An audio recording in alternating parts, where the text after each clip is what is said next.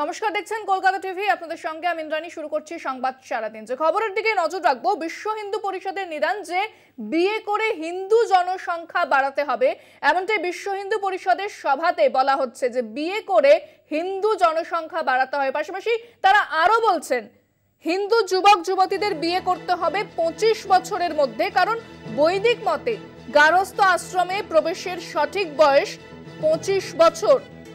কুম্ভে বিশ্ব হিন্দু পরিষদের কেন্দ্রীয় কমিটির সভায় এই সিদ্ধান্ত বলে জানা যাচ্ছে। যে খবরের দিকে নজর রেখেছি আরো একবার জানাবো আপনাদের, বিয়ে করে হিন্দু জনসংখ্যা বাড়ানোর নিদান বিশ্ব হিন্দু পরিষদের। হিন্দু যুবক যুবতীদের বিয়ে করতে হবে 25 বছরের মধ্যে এবং বৈদিক মতে গার্হস্থ আশ্রমে প্রবেশের সঠিক বয়স 25 বছর। কুম্ভে বিশ্ব হিন্দু পরিষদের কেন্দ্রীয় কমিটির সভায় সিদ্ধান্ত। এ বিষয়ে বিস্তারিত কথা বলবো। ফোনে রয়েছেন আমাদের বিশেষ প্রতিনিধি অঞ্জন রায়। অঞ্জনদা, যে ঠিক মন্তব্যটা করা হয়েছে এটাকে কিভাবে ব্যাখ্যা করা হবে? কারণ বিয়ে করে হিন্দু জনসংখ্যা বাড়ানোর কথা বলা হচ্ছে, আবার বলা হচ্ছে যে বৈদিক মতে গার্হস্থ আশ্রমে প্রবেশের সঠিক বয়স 25। দেখো, এই মুহূর্তে দাঁড়িয়ে গোটা আরএসএস এবং আরএসএস এর যে শাখা সংগঠন বিশ্ব হিন্দু পরিষদ সহ সবাই খুব, গোটা দেশেই বলতে পারো, আতঙ্কে ভুগছে যে সংখ্যালঘুদের বেড়ে যাচ্ছে, জনসংখ্যা বেড়ে যাচ্ছে, সেখানে কেন হিন্দুরা পিছিয়ে পড়বে। তাই বিশ্ব হিন্দু পরিষদ নিদান দিচ্ছে যে 25 বছরের মধ্যে বিয়েটা করতে হবে, কারণ 25 বছরের মধ্যে যদি বিয়ে করা যায় তাহলে সেক্ষেত্রে সন্তান বা তার সংখ্যা অনেক বেশি বৃদ্ধি করা যায়।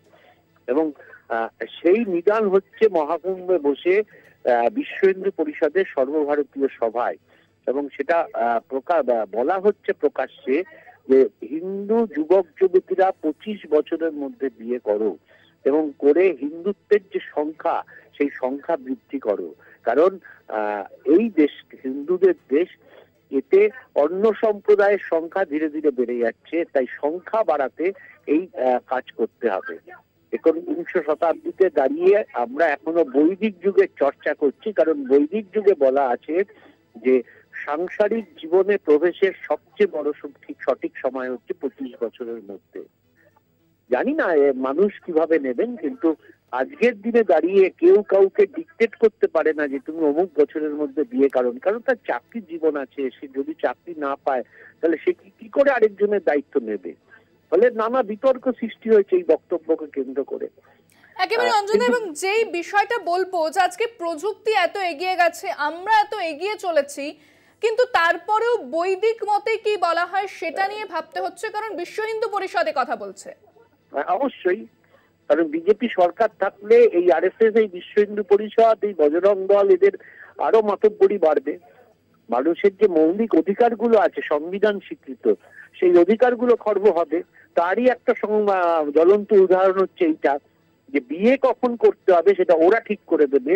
আমি আমার ব্যক্তি স্বাধীনতায় সেটা করতে পারবো না, বা আমি বিয়ে করে যখন কারোর দায়িত্ব নেবো তখন আমি নিজে কতটা সচল তার দায়িত্ব দেওয়ার জন্য, আমি কতটা রোজগার করি, আগামী ভবিষ্যৎ আমি কিভাবে তৈরি করব, তা ঠিক করা যাবে না।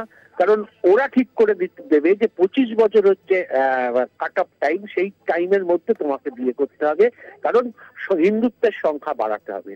আজকের যুগে দাঁড়িয়ে এই ধরনের নিদান নিঃসন্দেহে খুব নিন্দনীয়, এই বিষয়ে বলার কোনো অবকাশ থাকে না। একেবারে ধন্যবাদ অঞ্জনদা। কথা বললাম আমাদের বিশেষ প্রতিনিধি অঞ্জন রায়ের সঙ্গে।